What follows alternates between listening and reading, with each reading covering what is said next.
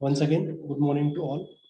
Today we'll start our next topic, that is topic number 1, introduction. In that, first we have discussed the basic things in the very first lecture of QTPM. That is nothing but what is QTPM, or we can say what is OR. After that, definition of OR. After that, we have seen application of OR, limitations of OR. After that, we have seen the various models of OR. So these parts we have covered in the first lecture of QTPM. Now we'll move to the second section of the first topic, that is linear programming problem. So what is this linear programming problem? So in linear programming problem, we have to do, or we have to take the best decision. Best decision in the sense which will give us the maximum profit or which will give us the minimum cost. So we have to take the best decision. So what is the meaning of linear programming problem? It is nothing but an optimization techniques in which the objective function and constraint functions are linear in relationship, or we can say linear in nature, is known as linear programming. Okay, so what is this linear programming problem? That we'll discuss in detail. So basically, the linear programming problem is divided into 3 types, that is graphical method, simplex method, and artificial variable techniques. Again, the artificial variable techniques is categorized into 2 parts. One is big M method and second is two-phase method. If you are a GATE aspirant, means if you are studying for GATE, then you should know about this graphical method and simplex method thoroughly. If you are going to give a GATE exam, then graphical method as well as simplex method is very important for you. Most of the question will ask based on this graphical method as well as this simplex method. And if you are studying for, or if you are preparing for engineering services, that is ESE, then you should know graphical method, simplex method, as well as this artificial variable techniques, that is big M method and two-phase method. Okay. So now, first of all, we'll start with graphical method and we'll discuss how the linear programming problem will be solved with the help of graphical method. Okay. So first of all, we'll start the graphical method.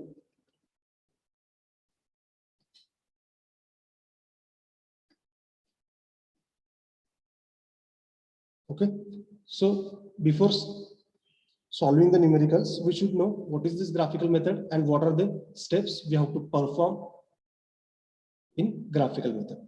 So basically, we'll see first the steps in graphical method.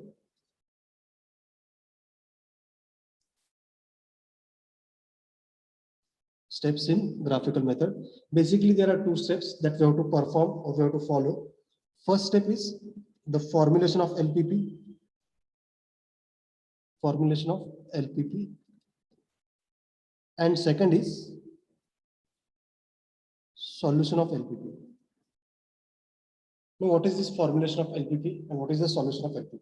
Okay, so we'll see first what is the meaning of formulation of LPP. Basically, in LPP, the numerical or the problem they have given in terms of statement. So we have to convert that statement into a formula. That is nothing but the formulation of LPP. After that, we have to solve those formulas or those equations to find out the solution. That is called as the solution of LPP. So first of all, we'll see how the formulation of LPP will be done. So first we'll see what is this formulation of LPP.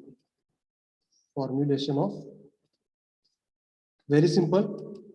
You have studied in 6th or 8th standard how to do the formulation. Okay. See, I will give one example. You have might be known that there are questions in mathematics, in school level mathematics, like Ram's age is 3 times the age of the Shams. After 5 years, the Ram's age will become 2 times the age of the Shams. Then find the present age of Ram and Sham. This type of numericals we have seen in the school level mathematics. Okay, so same thing we have to do here. The same thing we have to do here. So to solve those numerical, what we did, आपण काय करत होतो जेव्हा असे numericals होते की रामचं वय श्यामच्या वयापेक्षा 3 पट आहे. After 5 years, the age of the Ram will become 2 times the age of the Sham. Then find the present age of Ram and Sham. So in that case, what we did, we first decide the variables. Means we have considered, let the Ram age will be X and the sham age will be y. After that, depending upon the question, we have converted those questions in the form of equation. After that, we have solved those simultaneous equation and we'll get the answer. That is Ram's age as well as Sham's age. The same thing we have to follow here. So what is the first thing we have to do? We have to decide the variables. Like Ram age is X and Sham age is Y. Means first of all, we have to decide the variable. So same thing we have to do here. So first thing we have to do is we have to decide the variable, that is decision variable. So this is the first step in formulation of LPP. What is that? Decision variable. So same, we have to decide the variable. Here I am deciding x1 and x2 are the variables, two variables. If suppose there are two variables, we have to consider x1, x2. If there are more than two variables, we have to consider x3, x4, x5, depending upon the number of variables. Okay. Previously, we have decided x and y is nothing but the age of Ram and age of Sham. Instead of x and y, I am using x1 and x2. So these are nothing but our decision variable. Okay. Based on this decision variable, we are going to find the answer. So this is nothing but the decision variable. Now we'll go for the second. The second step in formulation of LPP is objective function. Objective function, or we can say aim.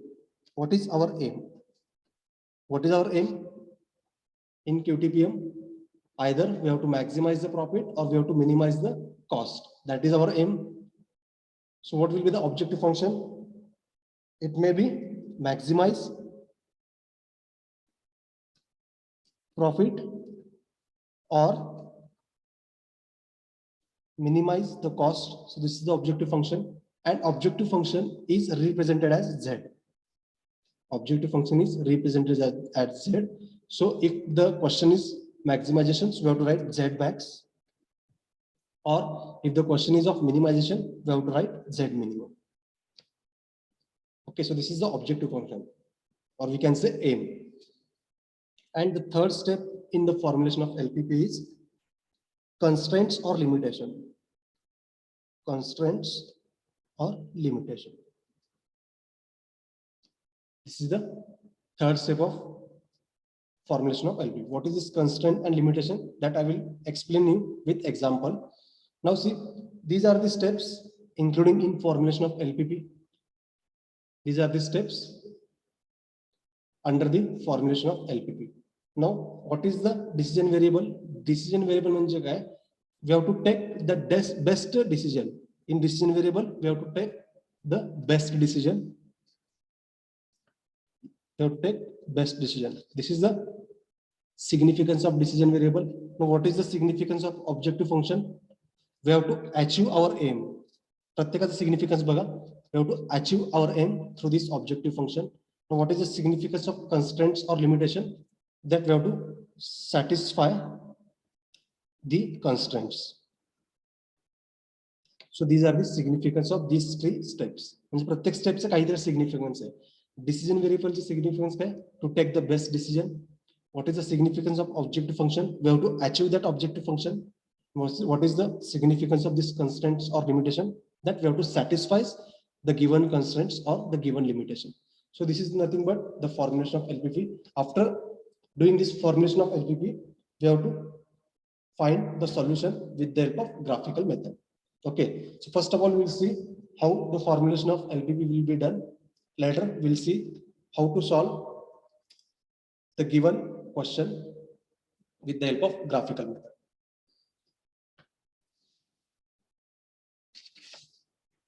See, this is the question. In graphical method, we are getting the question in. See, in graphical method, we are getting the question in terms of sentence. Okay, so this is the question. So from this question, we have to first formulate the LPP. After that, we have to go for the solution of the LPP. Now, see, this is the question. The question is like that. A company produces two products, P1 and P2, by using three raw materials, A, B, and C. The profit from P1 and P2 are ₹3 and ₹5 per unit respectively. Next, the utilization of raw material for production and maximum raw material available is given in below table. Find the number of P1 and P2 to be manufactured so as to maximize the total profit. So this is the question, and they have given one table which will give us the idea about raw materials, utilization of raw materials, and maximum availability. Now, from this question, we have to find our solution by using graphical method. Now, how to solve this question? First of all, we have to convert this question in the form of equation. After that, we have to solve those equations with the help of graphical method. We'll give the final answer. So first of all, we'll see how to do the formulation of this given question. Then later we'll solve the same question with the graphical method. So first step is what? Formulation of LPP.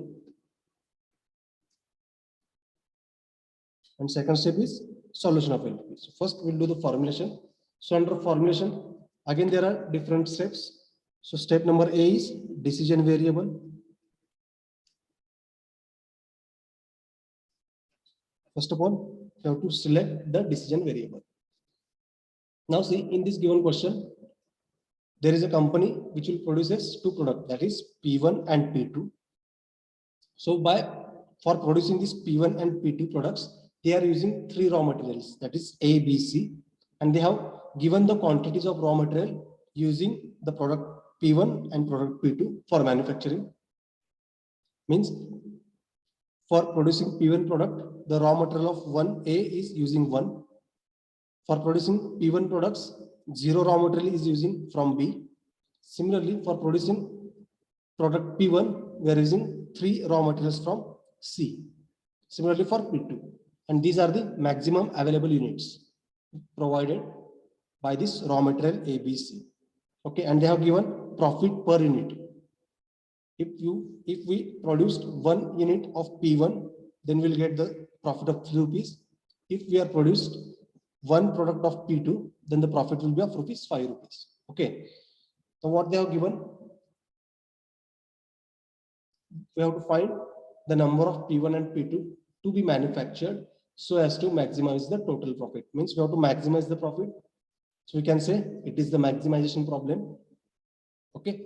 Now, from this table, we don't know how much P1 will be manufactured and how much P2 will be manufactured. आपल्याला माहित नाही P1 किती produce करायचं आणि P2 किती produce करायचं. So first of all, we have to do the decisions. That is best decision. So here, what I am doing, I am considering we are manufacturing X1 products under this P1, or we can say we are producing X1 pieces under this P1 product. So X1 is nothing but the number of P1, that is number of products produced under P1. And next I will consider X2 is nothing but the number of P2. Means we are producing X2 pieces under this P2 product, because we don't know how much quantity of product we are going to manufacture. So here, first of all, I have decided that under P1 we are going to manufacture X1 pieces, and under P2 we are going to manufacture X2 pieces. So this is called as the decision variable. So this is the first step. I will write here, under P1 we are going to manufacture X1 products, and under P2 we are going to manufacture X2 pieces. Okay. So this is about decision variable. Now what is the next step? The step number B is objective function.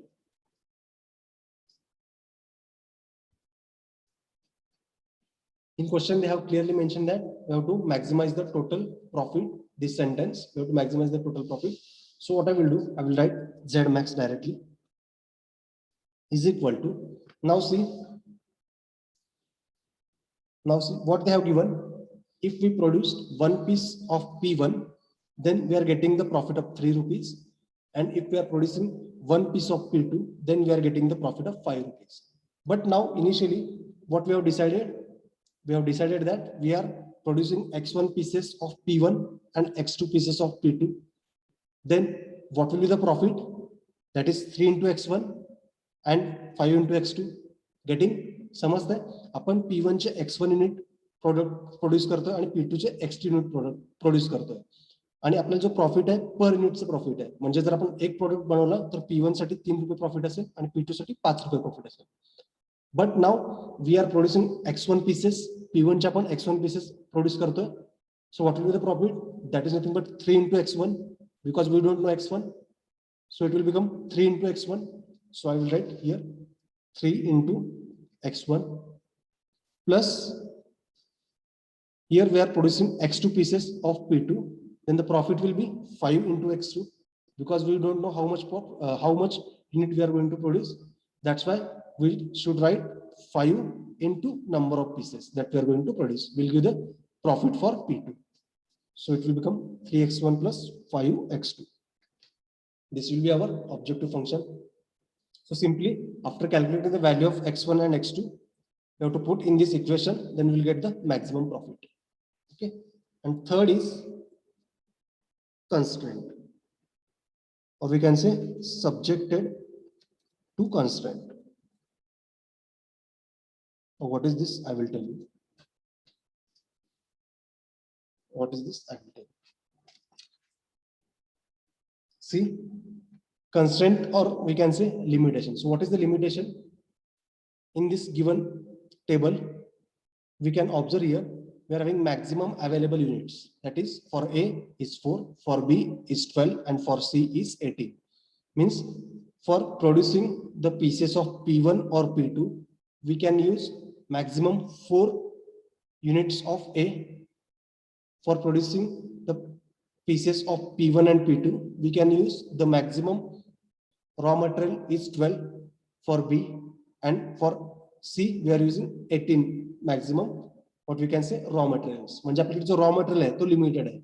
After that we cannot use any raw material. So this is nothing but the limitations. So these are the limitations they have provided in this given numerical. Means we are having only 4 pieces of A, 12 pieces of B, and 18 pieces of C. That's it. These are nothing but the limitations they have provided. Okay. Now see here, observe this first row. In first row, what they have given, for producing P1, we are going to use only 1 piece of this A. Are you getting? For producing the P1, we are going to use only 1 piece of this raw material A. So how can I write 1 into x1? Shall I write 1 into x1? Okay, so I will write 1 into x1. Similarly, for producing P2 product, we are using 0 raw material from this A. So here I have to write 0 into x2, 0 into x2, okay, plus 0 into x2 less than or equal to 4. Less than or equal to 4. Now what is this meaning of less than or equal to? Has a meaning काय? आपण less than or equal to का घेतला? Equal to का घेतला नाही किंवा greater than or equal to का घेतला? So it is having one reason. See what they have given. For A, only 4 raw materials are available. More than 4 is not available. जर simple language मध्ये सांगायचं झालं, if suppose I have given you 100 rupees, जर मी तुम्हाला 100 रुपये दिले खर्च करायला, then how many rupees you can spend? 100 रुपये तुम्ही किती रुपये खर्च करू शकता? एक तर 100 च्या 100 रुपीज खर्च करू शकता किंवा 100 पेक्षा कमी करू शकता. करेक्ट आहे? 100 पेक्षा जास्त रुपये खर्च करू शकता का? No, it is not possible, because you are having only 100 rupees. तुमच्याकडे फक्त 100 रुपये आहेत. एकतर तुम्ही 100च्या 100 रुपये पूर्ण खर्च कराल किंवा 100 पेक्षा कमी पैसे खर्च कराल. That is the meaning of this less than or equal to. म्हणजे काय, तुम्ही एकतर 100ला 100 खर्च कराल किंवा 100 पेक्षा कमी खर्च कराल. So I have written here less than or equal to 100. The same thing I'm using here. Means you can use 4 raw materials or you can use less than 4 raw materials. You cannot use more than 4 raw materials because this is the constraints they have given in the question. That's why here we have taken the symbol of less than or equal. So this is the meaning of this symbol. Okay. So this is the constraint for raw material A. Similarly, we have to write the constraint for raw material B. We have to write the constraint for raw material B. Now, what is the constraint for raw material B? For producing P1 products, we are using 0 raw material from this B. So it will become 0 into x1 So what is the reason of taken 0 into x1? Upon 0 into x1 का घेतो? Because under P1 we are manufacturing x1 products or x1 pieces. That's why I am taking 0 into x1. So it will become 0 into x1 plus for producing P2 products, we are using 2 raw materials from B. So it will become 2 into x2, 2 into x2 less than or equal to 12. Less than or equal to 12. Now you are understood why you are taking this less than or equal to sign, because we are having only 12 pieces of this B. Okay, so you have to use only 12 pieces. Either you can use 12 out of 12 or you can use less than 12 pieces. You cannot use more than 12 pieces. That is the reason behind this. Now we'll go for raw material C. So for raw material C, for producing P1 products, we are using 3 pieces.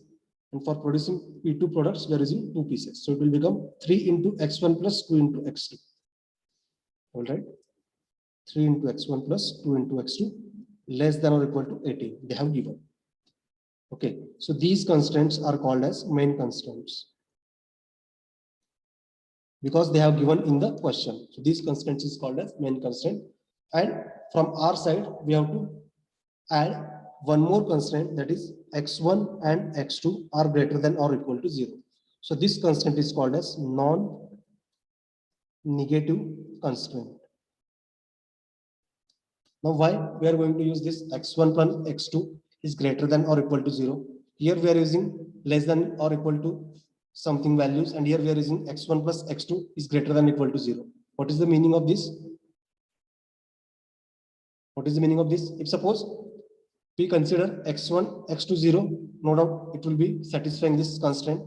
If you have considered x1, x2 in negative, then the solution will be in our negative zone. So we know that the solution never be in negative. म्हणजे आपण for example 100 rupees आपण -100 rupees खर्च करू शकत नाही. एकतर 0 rupees खर्च करू शकतो किंवा 100 रुपये खर्च करू शकतो. मायनस मध्ये खर्च करू शकतो का? नाही. त्यामुळे आपण x1 आणि x2 ची व्हॅल्यू एकतर 0 घेऊ शकतो किंवा 0 पेक्षा जास्त असायला पाहिजे. That is the non-negative constraints that we are adding from our side to get the solution. Clear hai? Yes, Sir. sir. Clear hai? Yes, sir. Please give the confirmation.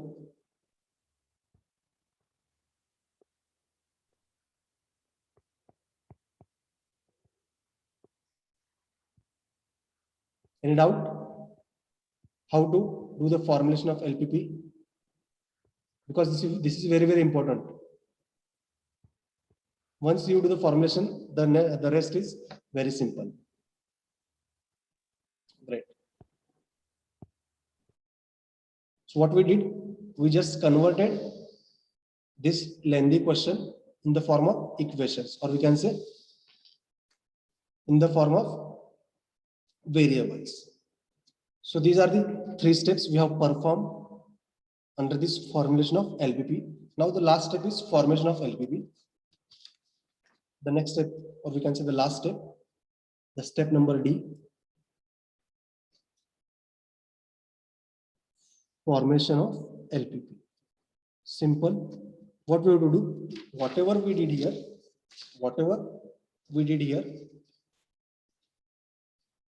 we have to summarize. जे आपण इथं perform केलं ते आपल्याला summarise करायचं. That is called as the formation of LPP. So how to do this formation of LPP? See, first of all, we have to start with objective function. So we know that objective function is z max is equal to 3x1 plus 5x2 subjected to constraints. We have to write all these constraints here, these constraints. So I will write x1, 1 into x1 is nothing but x1 is less than or equal to 4.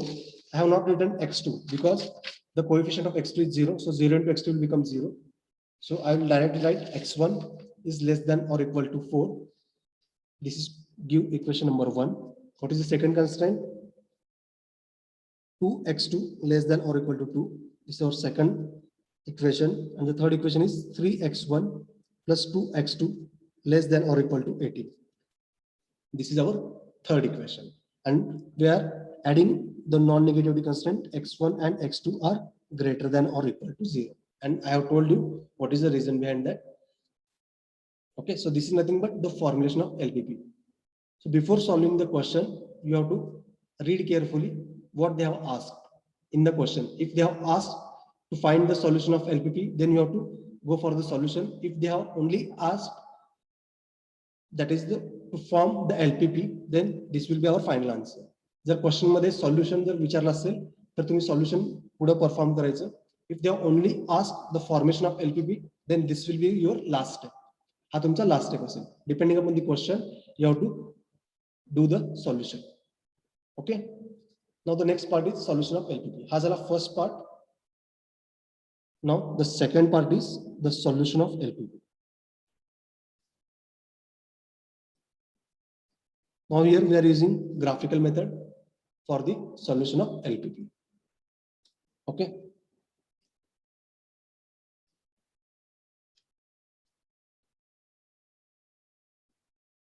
any doubt till now? Any doubt? No, sir.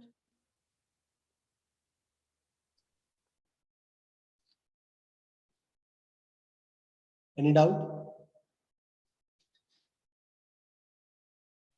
No, sir. No.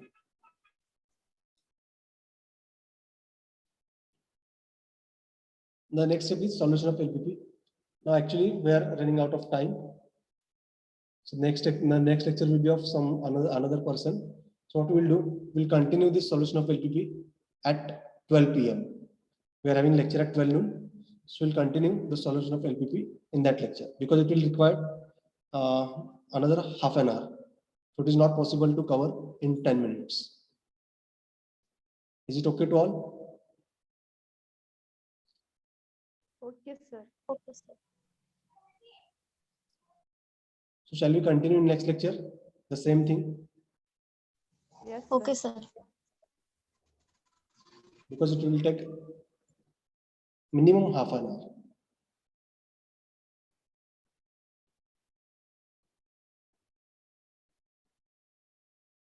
So please send someone the today's attendance. And I request all of you, these 10 peoples or 9 peoples, please join the next lecture, that is at 12 noon. Because if you skip that lecture, then next numericals you won't understand.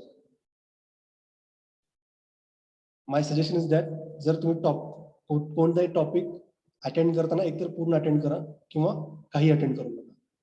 जर तुम्ही एक lecture जरी skip केलं तर तुम्हाला काही समजणार नाही. Okay,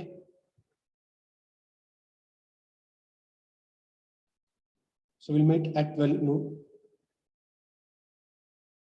Send me the today's attendance.